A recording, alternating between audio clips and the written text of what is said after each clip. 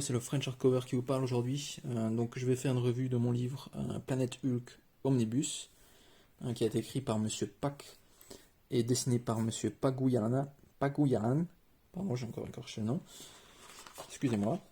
Donc ici on voit en première page Hulk en mode avec son casque de gladiateur, une jolie coupe d'Iroquois, et ici en armure complète.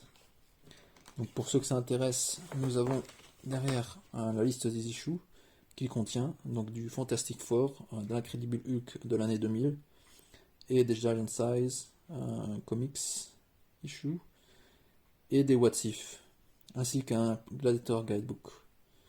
Voilà, passons maintenant au hardcover.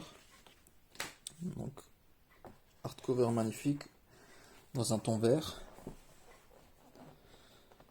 Voilà, c'est une image mythique de la fin de Planète Hulk, en fait, de l'arc Planète Hulk. Je pense que vous doutez de où il se dirige, mais ça, on le verra plus tard. Voilà. Donc voyons un peu ce qui se passe dans ce livre. Donc dans les premières issues, on a un petit passage avec les Fantastic Four, qui nous fait bien comprendre que Hulk n'arrive toujours pas à se contrôler, et qui par la suite va s'exiler en Alaska, ou quelque part dans le nord, voilà c'est ça, au nord, en Alaska. J'étais pas super fan des dessins, de ce type de dessin au début. Je trouvais qu'il n'y avait pas assez de détails, ça restait assez flou. Heureusement pour moi, il ne dure que 3 issues, si je ne fais pas erreur. Et après, on atterrit sur Nick Fury qui fait appel à Hammer pour une mission très spéciale qui se passe. Comme vous pouvez le voir ici, il a besoin d'un masque, donc soit c'est dans l'océan, soit c'est dans l'espace.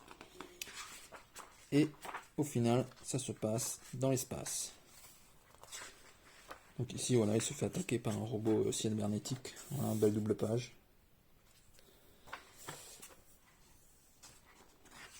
Par la suite, voilà, il est toujours dans l'espace. Hein. On peut très bien voir qu'il n'a plus de masque. Mais c'est Hulk, donc il n'a pas besoin de respirer dans l'espace. Hein. Pourquoi il en aurait besoin? C'est l'homme le plus fort au monde, on va dire.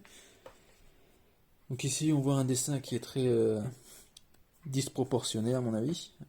Bon, ça reflète bien tout l'excès d'Hulk.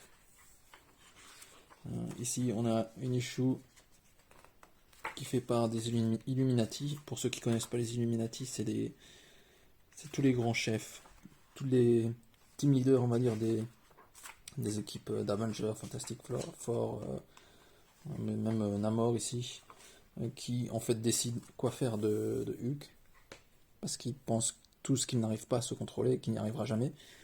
Donc ici on voit qu'il est en fait, suite à cette mission avec le Shield, il est envoyé dans l'espace, et ici on voit que c'est un trou noir, et on ne sait pas où il va atterrir.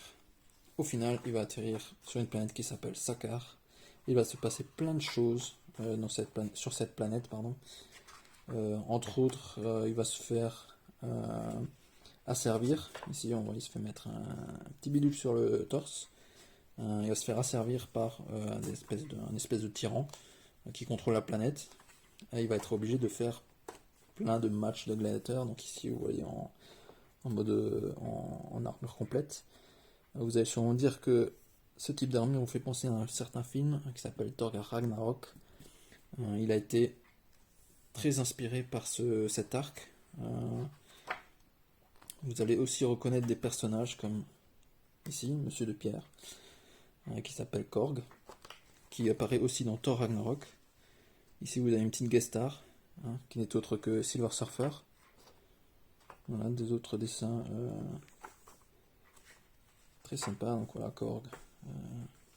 Aussi Brood, si je ne fais pas erreur, qui apparaît aussi dans Thor Ragnarok. Donc on a toute la team qui apparaît dans ce film. Il va aussi rencontrer l'amour, moi j'en dirai pas plus. Au final, il va... Comment dire ça? Voilà, joli, ça c'est un parasite en fait qui est sur la planète Sakaar, qui attaque tout le monde. Mais Hulk est là, bien sûr. Donc il va sauver la planète. Il va être le roi incontesté de ce monde, mais il va se passer un drame, ce qui va faire que Hulk Voilà, je vais retourner sur une certaine planète. Je ne vous en dirai pas plus sur le drame qui s'est passé, mais ça va construire toute l'histoire de Hulk par la suite, surtout dans World War Hulk. Donc on voit bien ici que c'est la suite, World War Hulk. Donc à partir de maintenant, dans le livre, on arrive dans les bonus. Donc là, on voit du Mister Show. On voit aussi un joli flashback avec sa cousine Jane, qui a un accident, qui a besoin d'une perfusion, et bien sûr, qui est le seul compatible, c'est Monsieur Banner. Ce qui va donner par la suite She-Hulk, bien sûr. Ici, c'est plein de what if. Voilà, je ne veux pas trop passer dessus, sinon ça va vous spoiler aussi l'histoire principale. Mais les what if sont assez sympas.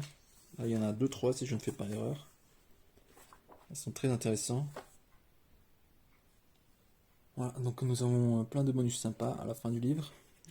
On a aussi un Gladiator Guidebook, si vous êtes intéressé par tout le folklore de la planète Sakaar, où Hulk a fait un long séjour, et on est même devenu le roi. J'avais espéré un peu plus d'illustrations à la fin, mais on se retrouve avec deux illustrations en noir et blanc, et une illustration couleur. Bon, voilà. Sinon, entre autres, ça a été une lecture très, très fun. Il y a toujours du fun avec le Hulk, je dirais. Sans plus attendre, je vais vous montrer ma prochaine revue. Sans plus attendre, je vais vous montrer ma prochaine revue. Il s'agit bien sûr de World War Hulk. Voilà. C'est tout pour ce soir. Ciao ciao et à la prochaine.